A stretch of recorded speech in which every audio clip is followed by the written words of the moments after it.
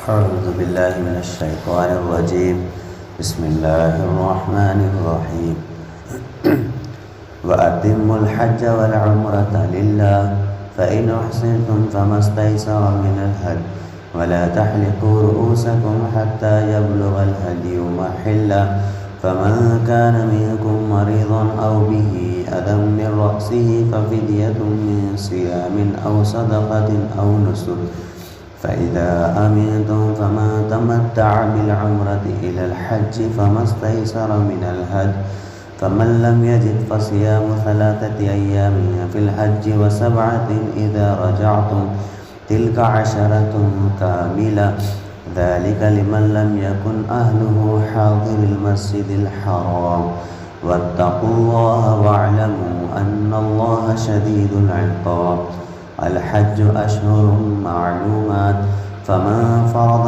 فيهن الحج فلا رفث ولا فسوق ولا جدال. اللہ رب العزت یہاں پر اسلام کا 5واں رکن حج کا حکم فرما رہے ہیں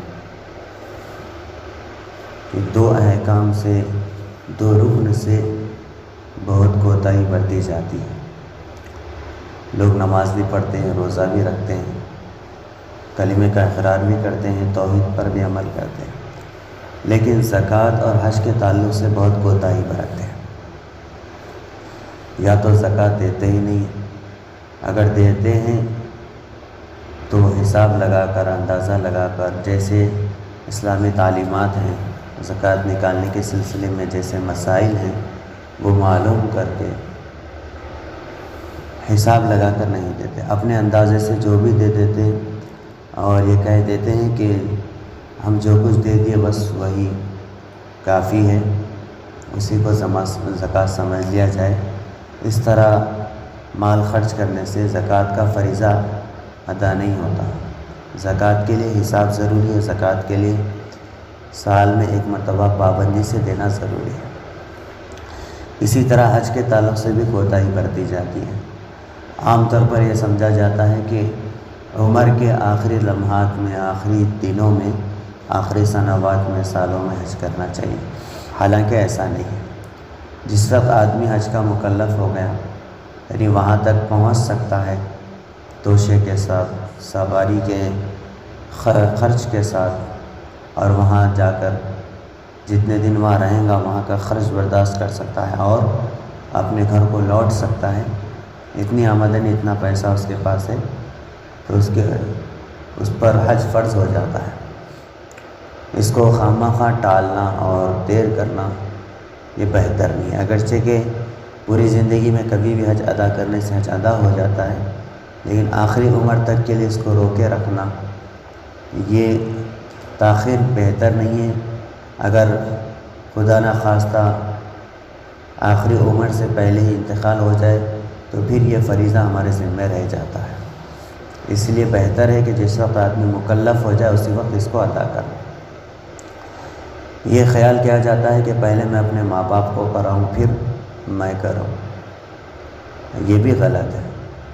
یہ اس صورت میں ہے جب آپ کے ذمہ حج فرض نہ ہو، آپ غریب ہیں، آپ یہ سوچ رہے ہیں کہ پہلے میں اپنے ماں باپ کو عمرہ کراؤں گا پھر جاؤں گا، تو یہ تو درست ہے. لیکن آپ مالدار ہیں، آپ کو اللہ نے آپ پر حج کو فرض کیا ہے، ماں باپ غریب ہیں، تو پھر پہلے آپ کے ذمے ہیں، آپ پر فرض ہے کہ پہلے آپ حج کریں، آپ کے ذمے جو فریضہ ہے اس کو انجام دیں. پھر آپ کے حج کرنے کے بعد ماں باپ کو بھیج سکتے ہیں، آپ کسی کو بھی خاندان میں حج کرا سکتے ہیں. اچھی چیز ہے یہ، آخرت کے لیے ذخیرے کی چیز ہے اور اپنے رشتہ داروں پر، ماں باپ پر بہت بڑا احسان ہے. تو اس کو ضروری سمجھنا کہ پہلے ماں باپ کرنا چاہیے پھر میں کرنا چاہیے، یہ اس طرح کے لوگوں میں خیالات ہیں. اس کی شریعت میں کوئی اصل نہیں. شریعت میں جب جس کام کا، جس عبادت کا مکلف ہو جاتا ہے اس کو اس وقت اس عبادت کا انجام دینا، بجا لانا ضروری ہو جاتا ہے، چاہے اس کے دوسرے افراد اس کو ادا کر رہے ہیں یا نہیں. زکوٰۃ کا معاملہ بھی ایسے ہے، جس کے ذمہ زکوٰۃ ہے وہ شخص زکوٰۃ دے دے۔ بیوی کے ذمہ زکوٰۃ ہے تو شوہر کا دینا ضروری نہیں ہے، شوہر کے ذمہ زکوٰۃ ہے تو بیوی کو دینا ضروری نہیں ہے۔ عام طور پر جو مرد حضرات اپنی بیویوں کے سونا چاندی کی زکوٰۃ دیتے ہیں، یہ ان پر احسان ہے، ان کے ذمہ لازم اور ضروری نہیں ہے۔ اور کسی عورت کا یہ سمجھنا کہ میرے مال کی زکوٰۃ میرے شوہر کے ذمہ ہے، یہ بھی جہالت ہے۔ جس کا مال ہے شریعت نے اسی پر اس کا فریضہ لاگو کیا ہے، قانون مکلف اس کو بنایا گیا ہے۔ پہلے پوچھ اس سے ہوگی، اسی سے پوچھ ہوگی، دوسرے سے پوچھ نہیں ہوگی۔ کوئی آدمی مالدار تھا، حج نہیں کیا، تو اسی سے پوچھ ہوگی، اس کے ماں باپ سے پوچھنے ہوگی۔ جب اس کے ماں باپ سے پوچھنے ہوگی تو پھر یہ کہہ کر کہ میں پہلے اپنے ماں باپ کو کراؤں گا پھر میں کروں گا، تو یہ چیز قبول نہیں کی جائیں گی۔ پہلے آپ پر فرض تھا، آپ کرنا چاہیے تھا۔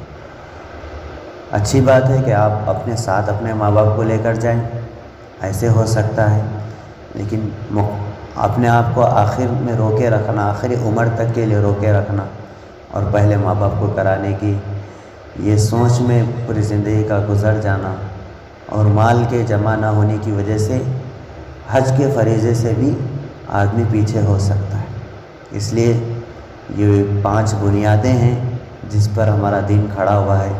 بنی الاسلام علی 5، شہادت اللہ الہ الا اللہ و اقام الصلاۃ و ایتاء الزکوٰۃ و صوم رمضان والحج من استطاع الیہ سبیلا۔ تو یہ بہت اہم چیزیں ہیں جن پر ہمارا دین کھڑا ہوا ہے۔ یہ 5 بہت مضبوط اور اہم ستون ہیں، بہت یہ جس پر انسان کا دین، مسلمان کا دین کھڑا ہوا ہے، تو ہر ایک اس میں کا بہت اہمیت کا حامل ہے۔ تو جو آدمی جس چیز کا مکلف ہو جائے ان 5 میں سے، اس کو بجا لانا لازمی اور ضروری ہے۔ اللہ تعالیٰ سے دعا ہے اللہ تعالیٰ ہم سب کو ارکان اسلام پر عمل کرنے کی توفیق نصیب فرمائے۔ سبحان اللہ وبحمدہ، سبحانک اللہم وبحمدک، ونشہد ان لا الہ الا انت ونستغفرک ونتوب الیک۔ سبحان ربک رب العزۃ عما یصفون وسلام علی المرسلین۔